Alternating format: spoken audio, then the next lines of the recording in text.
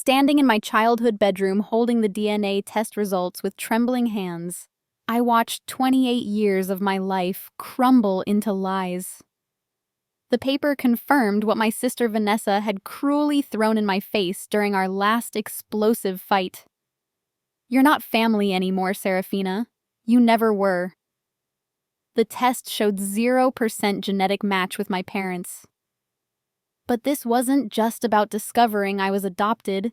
It was about uncovering the calculated deception that had stolen my inheritance, my identity, and nearly my sanity. Hey everyone! Before we dive into this absolutely wild family revenge story, let me know in the comments where you're watching from. If you've ever dealt with family betrayal, or wondered how far someone would go for justice, smash that like button and hit subscribe. Because this story has more twists than a soap opera. Trust me, you won't want to miss what happens when family secrets explode and karma comes knocking. The discovery started 3 months earlier when Vanessa and I were cleaning out our grandmother's attic after her funeral. Grandma Rose had always been my sanctuary, the one person who made me feel truly loved in our family. While Vanessa complained about the dusty work, I carefully sorted through photo albums and keepsakes. "Why are you being so sentimental about someone else's grandmother?" Vanessa had snapped, snatching a photo from my hands. The comment felt like a slap, but I assumed it was grief talking. That's when I found the locked wooden box hidden beneath old quilts. Inside were letters, legal documents, and photographs that painted a horrifying picture. My parents, Margaret and Robert Sullivan, had orchestrated an elaborate fraud spanning nearly 3 decades. The letters revealed that I wasn't just adopted, I was kidnapped as an infant from a young mother named Elena Rodriguez, who had been told her baby died during childbirth. The hospital records were forged, the death certificate was fake, and my entire existence had been built on stolen identity. But the most devastating revelation was yet to come. Margaret had been infertile, desperate for a child to secure her position in the wealthy Sullivan family. When Robert's business started failing in the early 90s, they hatched a plan. They would adopt a baby through illegal channels, present me as their biological daughter, and use my existence to manipulate Robert's dying father into changing his will. The plan worked perfectly. Robert's father, believing he finally had a biological granddaughter to carry on the family name, left his entire fortune, including the family estate, 3 businesses, and millions in investments to be divided between his granddaughters when they reached 30. But here's where the fraud deepened into something truly sinister. When Vanessa was born 2 years later, their actual biological daughter, Margaret and Robert, realized they had a problem. If the truth about my origins ever came out, the entire inheritance could be challenged in court. So they created an insurance policy. They would systematically destroy my sense of belonging, manipulate family dynamics to favor Vanessa, and when the time came, they would reveal the truth in a way that would leave me with nothing. The documents showed years of calculated psychological abuse disguised as normal family dynamics. Every time I was excluded from family photos, every time my achievements were downplayed while Vanessa's were celebrated, every time I felt like an outsider in my own home, it was all intentional. They had been grooming me for this moment since childhood, ensuring that when the truth came out, I would be so damaged, so isolated, and so dependent that I wouldn't fight back. They planned to offer me a small settlement to go away quietly, while Vanessa inherited everything. The cruelest part was discovering that Grandma Rose had known the truth all along. Her letters revealed she had tried to intervene multiple times, threatening to expose Margaret and Robert if they didn't treat me better. But they had convinced her that revealing the truth would destroy me completely. Reading her final letter, written just weeks before her death, broke my heart. My dearest Serafina, by the time you read this, I'll be gone, and I pray you'll have the strength to fight for the justice you deserve. You are not their victim. You are Elena's daughter, and you carry her strength within you. Don't let them steal your future like they stole your past. The financial documents showed the full scope of their embezzlement. Over the years, Margaret and Robert had been secretly transferring assets, setting up offshore accounts, and restructuring investments to ensure that even if the inheritance was challenged, most of the money would be beyond legal reach.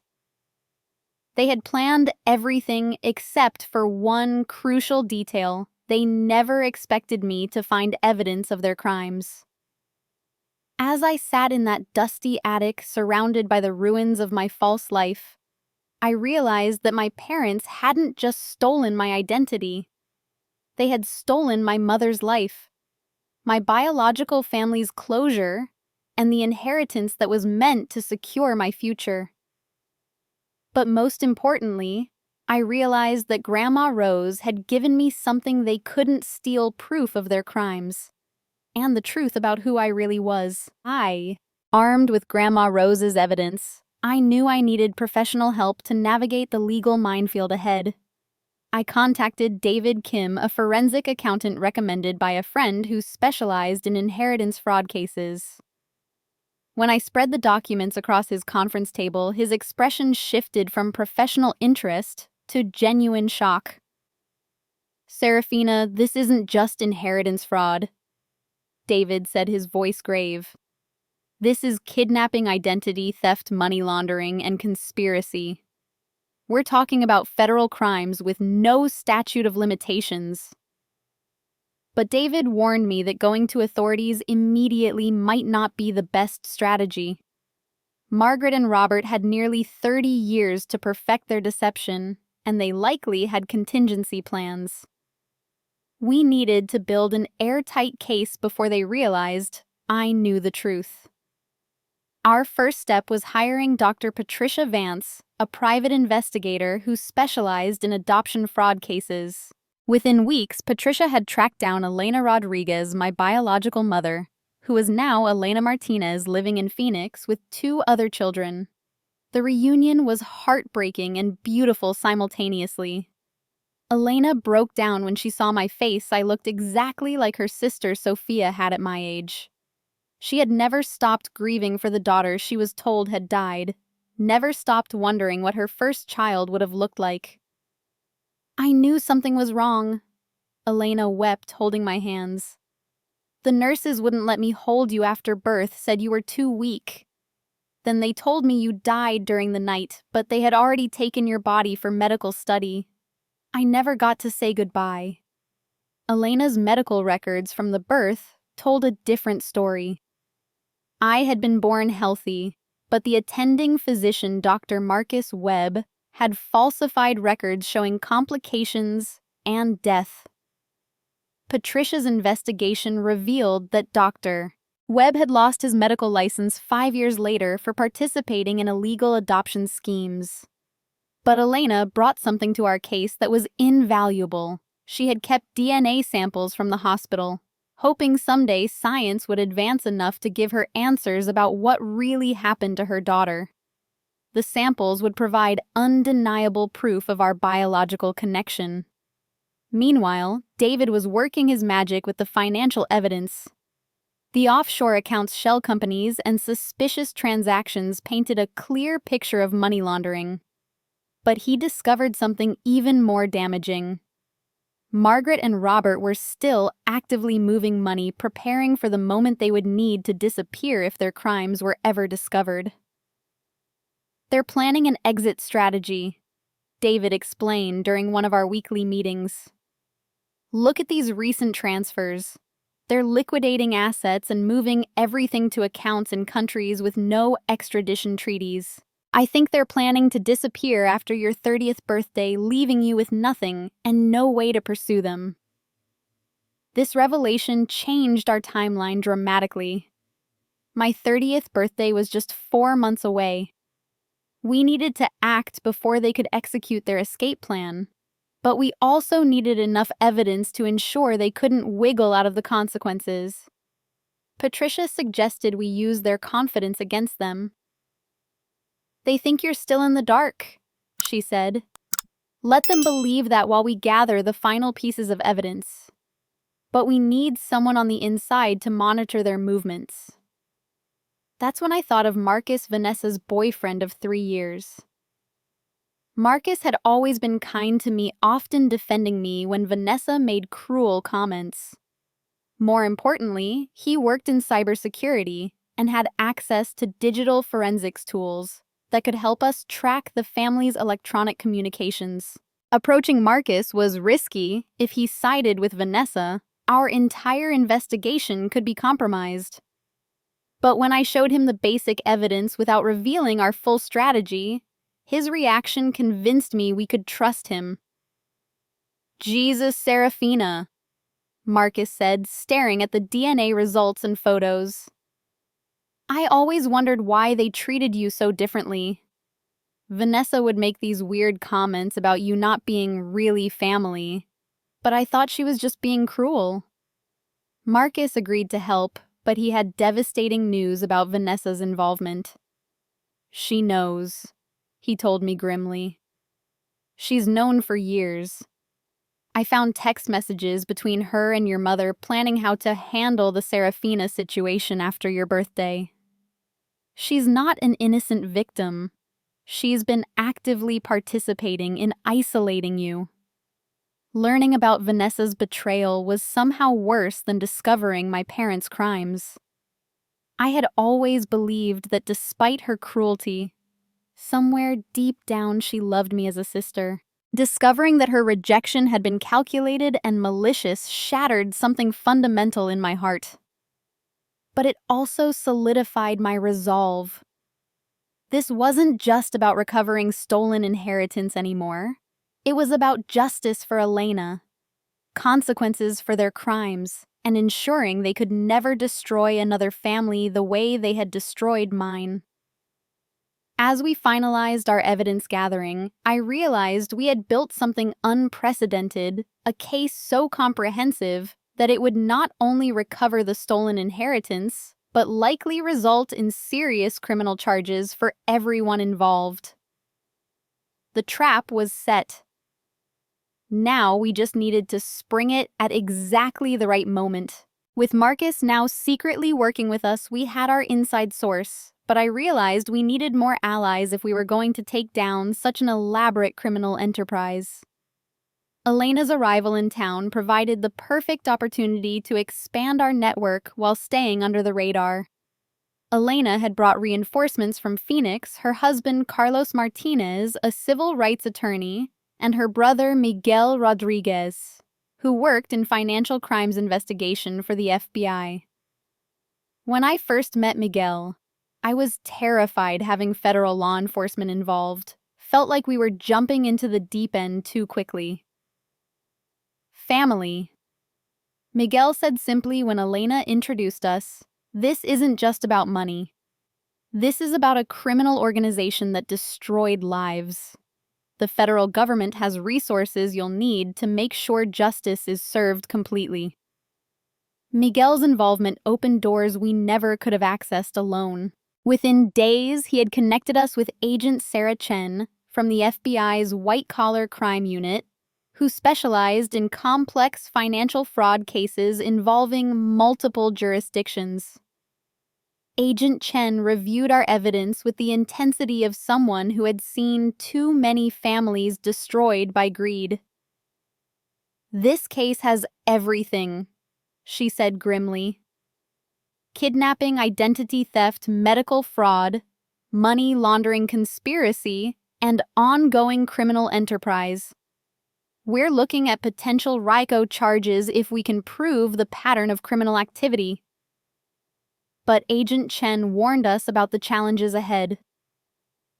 People like Margaret and Robert Sullivan don't build these kinds of operations without having powerful connections and escape routes. We need to move carefully and simultaneously on multiple fronts.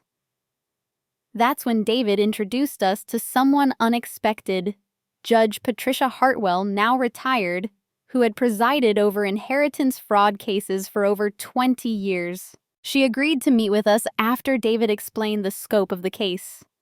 "I remember the Sullivan family," Judge Hartwell said during our clandestine meeting at a small cafe downtown. "Robert's father's will was probated in my courtroom. Even then, something felt off about the family dynamics, but there was no evidence of wrongdoing." Judge Hartwell's institutional memory provided crucial insights. The Sullivans have been using their wealth and connections to manipulate legal proceedings for generations. Robert's father was investigated for tax evasion in the 80s, but the case mysteriously disappeared. "You're going to need bulletproof evidence and flawless execution." She also provided something invaluable: contacts within the legal system who could ensure our case received proper attention and wouldn't mysteriously vanish like previous investigations into the Sullivan family. Meanwhile, Patricia Vance had been conducting her own investigation into Dr. Marcus Webb, the physician who had facilitated my kidnapping. What she discovered opened up an entirely new dimension to the case. Dr. Webb wasn't working alone, Patricia reported during one of our team meetings. "We found evidence of at least 7 other babies who were stolen and sold through the same network between 1990 and 1995. Your case isn't isolated, it's part of a much larger criminal enterprise." This revelation transformed our mission from personal justice to something much bigger. Elena broke down when she realized other mothers had suffered the same devastating loss she had endured. "We have to find them," she whispered. "We have to find all of them." Miguel and Agent Chen immediately began coordinating with other federal agencies to identify the additional victims. But they warned us that expanding the investigation would make our timeline even more critical. "The moment word gets out about this baby trafficking network, every person involved is going to run," Agent Chen explained. "We need to coordinate simultaneous arrests and asset seizures across multiple states." As our alliance grew stronger, Marcus continued feeding us intelligence from inside the Sullivan household. What he discovered in the final weeks before my birthday was chilling. "They're accelerating their timeline," Marcus reported during an emergency meeting. "I found flight reservations to Switzerland for the day after your birthday. They're planning to present you with some kind of settlement offer, get your signature on legal documents, and then disappear forever." But Marcus had also uncovered something that made me sick to my stomach: evidence that Margaret and Robert were planning to eliminate any loose ends before they fled. This included Dr. Webb, who had been living and hiding in Mexico, and potentially Elena, who they had recently discovered was still alive. "There are text messages about cleaning up old business." Marcus said, his face pale. "I don't think they just mean covering their financial tracks." Elena's life was in danger because of my decision to seek justice. The weight of responsibility was crushing, but Miguel and Agent Chen assured me they could provide protection while we finalized our operation. The final piece of our alliance came from an unexpected source: Vanessa herself, though she had no idea she was helping us. Marcus had been documenting her increasingly frantic conversations with Margaret about the Serafina problem. "Vanessa's starting to panic," Marcus reported. "She keeps asking her mother what happens if you don't accept their settlement offer quietly.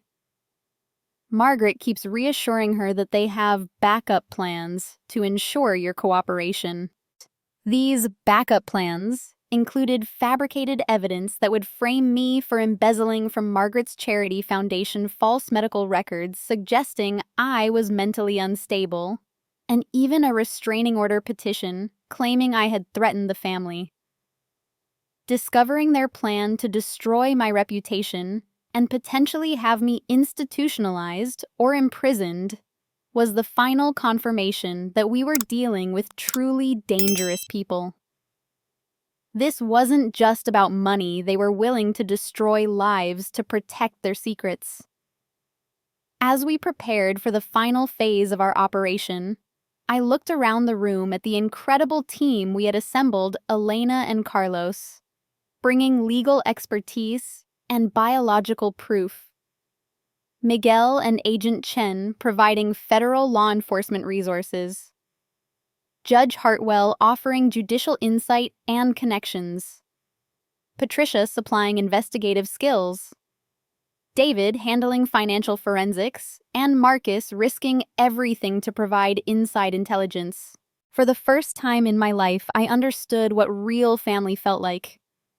It wasn't about shared DNA or legal documents. It was about people who were willing to fight for justice and protect each other no matter the cost. But we all knew that the most dangerous phase was just beginning. Margaret and Robert Sullivan had spent 3 decades building their criminal empire and escape routes. Taking them down would require perfect timing, flawless coordination, and a little bit of luck. The countdown to my 30th birthday had begun, and with it, the final battle for justice. 3 weeks before my 30th birthday, our carefully constructed plan imploded in the most devastating way possible. The betrayal came from the person I had trusted most in our alliance, and it nearly destroyed everything we had worked for. It started when Marcus missed 2 consecutive check-in meetings without explanation. Elena was worried sick, convinced that Margaret and Robert had discovered his involvement and silenced him. Miguel immediately put surveillance on the Sullivan house, but Marcus wasn't there. When Marcus finally contacted me, his voice was shaking with what I thought was fear. "Serafina, we need to meet immediately. Something terrible has happened and our entire operation is compromised." I met him at our usual secure location, a small diner on the outskirts of town where we had held many of our planning sessions. But the moment I walked in, I knew something was catastrophically wrong. Marcus couldn't meet my eyes, and his hands were trembling as he slid a manila envelope across the table. "I'm sorry," he whispered. "I'm so incredibly sorry, but I had to make a choice." Inside the envelope were photographs of Elena entering and leaving hotels with a man I didn't recognize. Bank statements showing large deposits into accounts under Elena's name, and what appeared to be legal documents signed by Elena, agreeing to drop all claims against the Sullivan family in exchange for $2 million. "It's all fake, isn't it?" I asked, my voice barely audible. But Marcus's expression told me everything I needed to know. "Elena made a deal." Marcus said, his words hitting me like physical blows. 3 days ago, Margaret approached her directly. They offered her $5 million to disappear permanently and convince you to accept their settlement offer. Elena took the money, Serafina. She sold you out. The betrayal was so complete, so unexpected, that I felt like I was drowning. Elena, my biological mother who had wept when we reunited, who had promised to fight for justice, who I had finally allowed myself to love as family, she had traded me for money. But Marcus wasn't finished destroying my world. "There's more," he continued. "Carlos was never really Elena's husband. He's a con artist who specializes in inheritance fraud cases. They've been working this angle since the moment Patricia found Elena. Everything, the tears, the reunion, the promises of justice, it was all performance." The photographs showed Elena and Carlos celebrating at expensive restaurants, shopping for luxury items, and meeting with people I now realized were probably other marks in similar schemes. They had played me perfectly, exploiting my desperate need for family and justice to gain access to all our evidence and strategies. "How long have you known?" I asked, though part of me didn't want to hear the answer. Marcus looked sick. "I found the first evidence a week ago, but I kept hoping I was wrong. I finally confronted Elena yesterday and she confessed everything. She said she never intended for it to go this far. But when Margaret offered her real money to disappear, she couldn't resist. The worst part was discovering that Elena had been feeding information to Margaret and Robert throughout our entire investigation. They knew about Miguel's FBI connections, Agent Chen's involvement, our financial evidence, and even our timeline for action. We had been playing right into their hands while thinking we were building a case against them. Elena told them everything.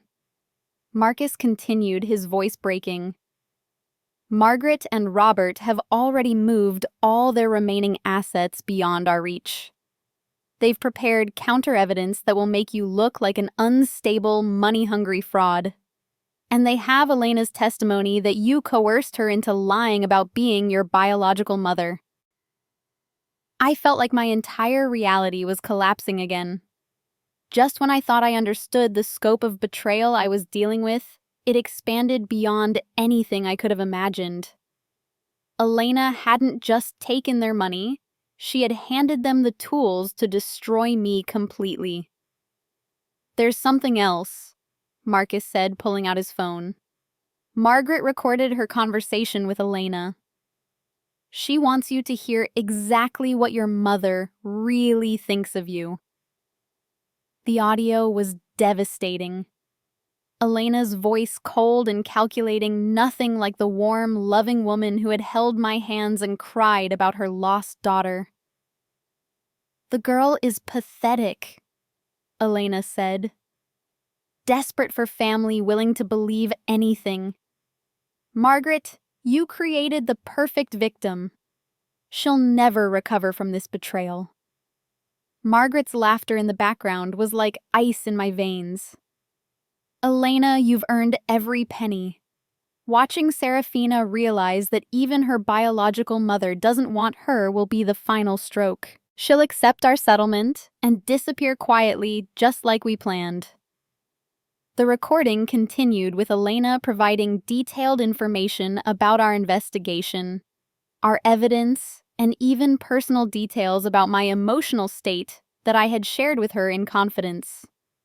She described me as mentally fragile and easily manipulated, suggesting that Margaret could use my psychological vulnerability to control me indefinitely. As I listened to Elena mock my pain and laugh about exploiting my need for family, something fundamental broke inside me. But alongside the devastation, I felt something else growing, a cold, focused rage that was sharper than any emotion I had ever experienced. "Marcus," I said quietly, "did Elena and Carlos take the money yet?" "They're supposed to collect it tomorrow," he replied. "Margaret's meeting them at the bank to finalize the transfer." "And Miguel, Agent Chen David. Do they know about the betrayal yet?" Marcus shook his head. "I came to you first. I thought you deserved to hear it from me before we had to tell the others that our case has fallen apart." But as I sat there processing the magnitude of Elena's betrayal, I began to see something that Marcus had missed. Elena's greed and Margaret's overconfidence might have just handed us the opportunity we needed to turn the tables completely. "Marcus," I said slowly, "what if Elena's betrayal isn't the end of our case? What if it's exactly the evidence we need to prove conspiracy and ongoing criminal enterprise?" Marcus looked confused, so I continued. "Elena isn't just a victim who got bought off. She's now an active participant in fraud, conspiracy, and criminal enterprise. When she takes that money tomorrow, she'll be committing federal crimes that Agent Chen can use to flip her against Margaret and Robert." The more I thought about it, the more I realized that Elena's betrayal had actually strengthened our position in ways she couldn't have anticipated. Margaret and Robert had been so confident in their ability to buy off my biological mother that they had created a paper trail of bribery, conspiracy, and witness tampering. "We're not telling the others that our case fell apart," I told Marcus. "We're telling them that we just got handed the final piece of evidence we need to destroy the Sullivans completely." But first, I had one more question for Marcus. "Why are you telling me this? If Elena made a deal with Margaret, why aren't you taking money to disappear too?" Marcus was quiet for a long moment before answering. "Because Vanessa doesn't know that I know about Elena's betrayal. She thinks everything is going according to their original plan. And Serafina, watching how excited she gets when she talks about you being finally put in your place, made me realize something important." "What's that?" "I've been in love with the wrong person for 3 years. Vanessa isn't just cruel, she's genuinely evil. But even after being betrayed by everyone who is supposed to love you, you're still fighting for justice, not just for yourself, but for all the other victims." Marcus reached across the table and took my hand. "Elena's betrayal broke you, but it didn't break your spirit." That's when I knew that I wanted to be on your side, no matter what it costs me. As we prepared to contact Miguel and Agent Chen with our new information, I realized that Elena's betrayal had taught me something crucial about the difference between biological family and chosen family. Elena had shared my DNA, but she had never really been my family. The people who were willing to fight for justice alongside me, they were my real family. The final battle was about to begin, and this time we had the element of surprise. The emergency meeting with Miguel and Agent Chen the next morning was unlike any strategy session we had held before. When I explained Elena's betrayal and Marcus's revelation, Agent Chen's reaction was immediate and decisive. "This is perfect," she said, surprising everyone in the room. "Elena just transformed from a victim into a federal informant, whether she realizes it or not." Miguel was equally energized. "Serafina, your mother's betrayal just gave us grounds for a RICO case that's absolutely bulletproof. Bribery, witness tampering, conspiracy, ongoing criminal enterprise, we can now prove all of it with documentation and recordings." But Agent Chen had something even better in mind. "We're going to let Elena collect that money tomorrow, and then we're going to arrest her for conspiracy and money laundering. When she's facing 20 years in federal prison, she'll tell us everything about Margaret and Robert's operation." David, who had been quietly reviewing financial documents during our discussion, suddenly looked up with excitement. "There's something else. If Elena's taking money from Margaret tomorrow and we can prove it's proceeds from criminal activity, we can freeze all of Margaret and Robert's accounts immediately. They won't be able to access their escape funds." But the real breakthrough came from an unexpected source. Judge Hartwell arrived at our meeting with someone I had never seen before, a woman about Elena's age with kind eyes and determined expression. "Serafina," Judge Hartwell said, "I'd like you to meet Dr. Isabella Santos. She's one of the other victims from Dr. Webb's baby trafficking network." Isabella's story was eerily similar to mine, except she had discovered the truth about her origins 10 years earlier, when her adoptive parents died in a car accident. "I've been investigating this network for a decade," Isabella explained. "I've identified 12 other victims, including 3 who were sold to families with connections to organized crime." What Isabella had discovered was staggering. Dr. Webb's baby trafficking operation wasn't just random criminal activity. It was part of a larger network that provided children to wealthy families who needed heirs for inheritance purposes. Families involved in money laundering who needed legitimate children to hold assets and even families who simply wanted children they could control completely. "Your case is crucial," Isabella told me. "The Sullivan family represents the perfect intersection of all these criminal activities. If we can take them down completely, we can unravel the entire network." Isabella brought something to our alliance that we desperately needed: a network of other victims who were willing to testify, financial resources to support extended legal battles, and most importantly, someone who understood exactly what I was going through. "The betrayal by Elena hurt you deeply," Isabella said during a private conversation. "But let me tell you something I learned the hard way. Sometimes the family that adopts us illegally gives us access to evidence and resources that help us save other victims. Your suffering serves a purpose." But Isabella had even more surprising news. "I've been working with an investigative journalist named Rebecca Walsh, who's been tracking this story for 5 years. She's ready to publish a comprehensive expose the moment we have arrests and evidence that can't be suppressed." Rebecca Walsh turned out to be a Pulitzer Prize-winning journalist who specialized in exposing corruption among wealthy families and institutions. When she joined our team meeting, she brought devastating additional evidence. "I've been investigating the Sullivan family for 3 years as part of a larger story about inheritance fraud among America's wealthy elite," Rebecca explained. "I have documentation of at least 4 other similar schemes Robert Sullivan was involved in during the 80s and 90s. Rebecca's evidence showed that my case wasn't Robert's first venture into identity fraud and inheritance manipulation. He had been perfecting these techniques for decades, and the Sullivan family had been using various forms of fraud to maintain their wealth for generations.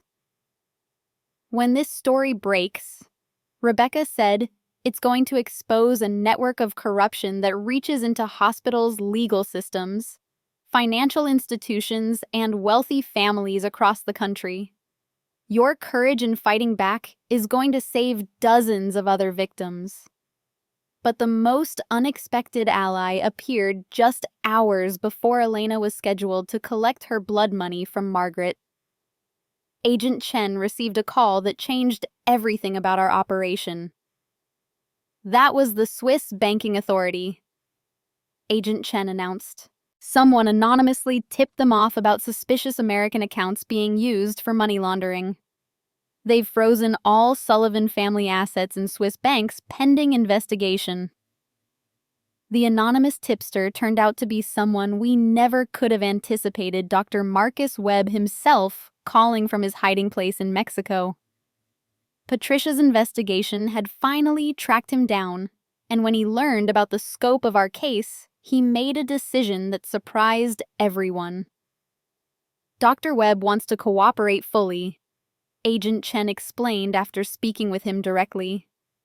"He's willing to testify about the entire baby trafficking network in exchange for witness protection. He's been living in fear for 30 years, terrified that Robert Sullivan would eventually silence him permanently." Dr. Webb's cooperation was the final piece we needed. His testimony would provide direct evidence of the kidnapping, the medical fraud, and the entire criminal network. More importantly, he had kept detailed records of every illegal adoption he had facilitated, including photographs, medical records, and financial transactions. "He was keeping evidence as insurance," Agent Chen explained. "He knew someday he might need leverage against the families who had used his services." With Dr. Webb's evidence, Isabella's victim network, Rebecca's investigative documentation, Miguel's federal resources, and Elena's impending arrest for conspiracy, our case had evolved from personal revenge into something historic. But the most satisfying part of our new alliance was watching Margaret and Robert's confidence crumble as their carefully constructed world began to collapse around them. Marcus reported that they were becoming increasingly paranoid, making frantic phone calls to lawyers and financial advisors. "They can't figure out how their Swiss accounts got frozen," Marcus told us. Margaret keeps screaming at Robert that this was supposed to be foolproof. Elena's betrayal, which had felt like the end of everything, had actually catalyzed the formation of the most powerful alliance any of us could have imagined.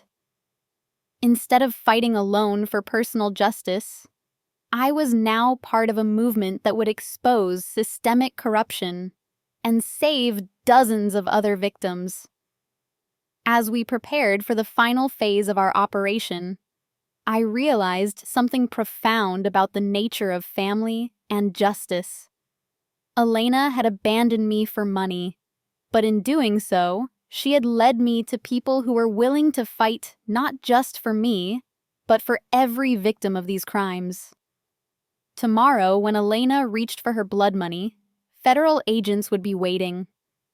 And when Margaret and Robert realized that their perfect plan had collapsed, they would discover that their victims had become an unstoppable force for justice. The girl they had tried to destroy was about to destroy them instead. The morning of the money transfer, I watched from Agent Chen's surveillance van as Elena walked into First National Bank with the confidence of someone who believed she had outsmarted everyone. She had no idea that federal agents were positioned throughout the building, or that every word of her conversation with Margaret was being recorded. Margaret arrived precisely on time, carrying a briefcase that contained what she thought was the final solution to the Serafina problem. The irony was perfect. She was about to hand Elena documented evidence of bribery and conspiracy, while federal agents captured every detail. "Transaction complete," Agent Chen announced into her radio as Elena signed the papers and accepted the briefcase. "Move in now." Watching Elena's face change from smug satisfaction to shock and terror as Agent Chen approached her was deeply satisfying. But it was nothing compared to Margaret's reaction when she realized the scope of what was happening. "Elena Rodriguez and Margaret Sullivan, you're under arrest for conspiracy, money laundering, bribery, and violation of federal racketeering statutes," Agent Chen announced as additional agents moved in. Elena immediately began screaming that she had been tricked, that she was a victim, that she had only taken the money because she was desperate. But the recordings of her laughing about exploiting my emotional vulnerability made her claims of victimhood ring hollow. Margaret, however, maintained her composure right until Agent Chen mentioned Dr. Webb's cooperation. "We have detailed testimony about the baby trafficking network, Mrs. Sullivan. Dr. Webb has provided evidence of every illegal adoption he facilitated, including your purchase of Serafina Rodriguez Martinez in 1995. That's when Margaret's facade finally cracked. "You don't understand," she began babbling. "We saved that child from poverty. We gave her opportunities she never would have had. We're not criminals, we're philanthropists." The delusion was breathtaking, but it was about to get much worse for her. While Elena and Margaret were being arrested, Miguel was coordinating simultaneous raids on the Sullivan family estate, Robert's business offices, and their various safe deposit boxes. The evidence they recovered was even more damaging than we had anticipated. Robert had kept detailed records of every criminal transaction, apparently believing his wealth and connections made him untouchable. His files contained evidence of 4 other baby purchases, documentation of bribes paid to hospital staff and officials, and correspondence with other wealthy families involved in similar schemes. But the most devastating discovery was Robert's insurance files, detailed blackmail material he had collected on judges, politicians, and business leaders over the decades. Robert hadn't just been committing crimes. He had been running a corruption network that reached into every level of government and society. "This is bigger than we thought," Agent Chen told me as reports came in from the various raids. "We're looking at RICO charges against multiple families, corruption charges against dozens of officials, and evidence that will overturn hundreds of questionable inheritance cases. When Robert was arrested at his golf club that afternoon, his final words were perfectly characteristic. "Do you have any idea who you're dealing with? I own half the judges in this state." Unfortunately for Robert, Agent Chen's body camera captured that statement, which became additional evidence of obstruction of justice and conspiracy. But the moment that gave me the most satisfaction came when Vanessa was arrested at her apartment that evening. Marcus had provided evidence of her active participation in the conspiracy, including text messages where she discussed ways to break Serafina mentally and her knowledge of the planned money laundering. "This is impossible!" Vanessa screamed as agents searched her apartment. "I'm the victim here. She's the one who doesn't belong in our family." Even while being arrested for federal crimes, Vanessa couldn't stop trying to claim victim status. But her own electronic communications provided clear evidence of her malicious participation in every aspect of the fraud. The asset recovery was swift and comprehensive. Within 48 hours, federal agents had seized the family estate, frozen all domestic and international accounts, and recovered millions in artwork, jewelry, and luxury items purchased with stolen inheritance money. Dr. Webb's testimony, delivered via secure video link from protective custody, was devastating in court. He provided detailed accounts of the baby trafficking network, identified other participating physicians and officials, and confirmed that my kidnapping was just one case in a systematic criminal enterprise. The Sullivan family specifically requested a female infant with certain physical characteristics. Dr. Webb testified. They paid extra for medical records to be falsified, and for the birth mother to be told the child had died. It was a premium service for wealthy clients who needed children for inheritance purposes. Elena's cooperation, obtained after she realized she was facing decades in federal prison, provided the final confirmation of every detail in our case. She admitted to lying about her emotional connection to me, confirmed that Carlos was a professional con artist, and detailed how Margaret had approached her with the bribery scheme. "I thought I was smart," Elena said during her plea hearing. "I thought I could take their money and disappear. I never understood that I was just another victim in their system." But the most important legal victory came when Judge Harrison, who presided over the inheritance case, ruled that all Sullivan family assets would be held in trust pending resolution of the criminal cases. This meant that even if some family members avoided prison time, they would never be able to access the stolen wealth. The civil lawsuit filed by Carlos Martinez, Elena's actual husband, who turned out to be a legitimate civil rights attorney, sought full recovery of the inheritance plus damages for kidnapping, emotional distress, and violation of civil rights. The settlement, reached 6 months later, awarded me the entire original inheritance, plus punitive damages totaling over $15 million. But money was only part of the justice served. Margaret received 12 years in federal prison for conspiracy, money laundering, and racketeering. Robert received 15 years for the same charges, plus additional time for the blackmail and corruption network. Elena received 5 years, but would serve most of it in protective custody after agreeing to testify against other families involved in similar schemes.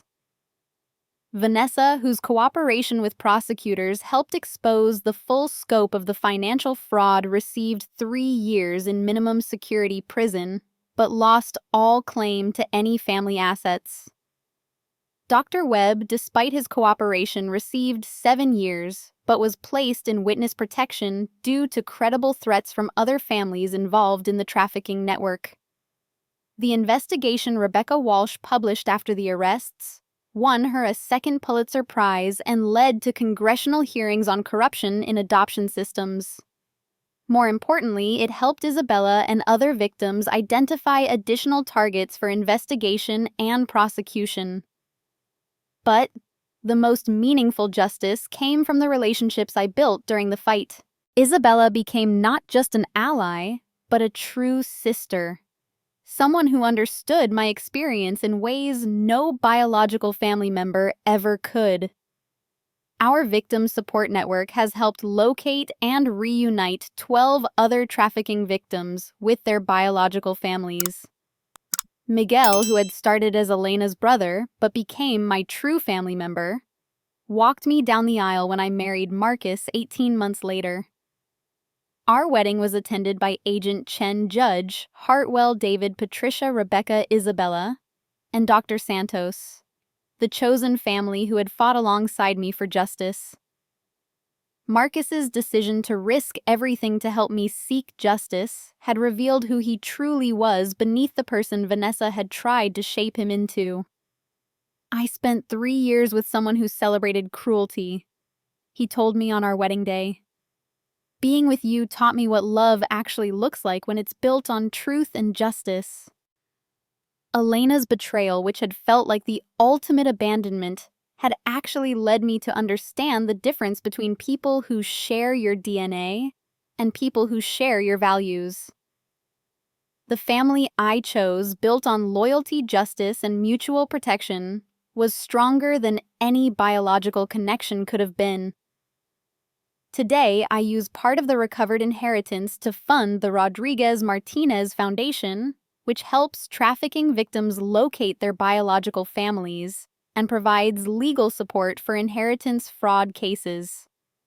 We have successfully reunited over 30 families and recovered millions in stolen assets. But the most important lesson from my revenge story is this. Sometimes the family that tries to destroy you gives you exactly the strength and resources you need to save others. My suffering wasn't meaningless. It was preparation for a fight that was bigger than just personal justice. Now I want to hear from you. Have you ever discovered that your family wasn't who you thought they were? Have you had to choose between biological family and moral family? How far would you go to seek justice when the people who are supposed to protect you become the ones you need protection from? Drop your thoughts in the comments below, because I read every single one. If this story of family betrayal and ultimate justice resonated with you, please hit that like button and subscribe for more real-life revenge stories, where karma finally catches up with people who think wealth and connections make them untouchable. Share this video with anyone who needs to know that fighting back against family abuse and fraud is not only possible but necessary. Thank you for joining me on this journey from victim to victor. Remember, sometimes the family that abandons you leads you directly to the family that will fight for you.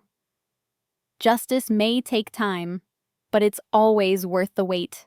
Until next time, keep fighting for what's right. And never let anyone convince you that staying quiet is safer than demanding justice.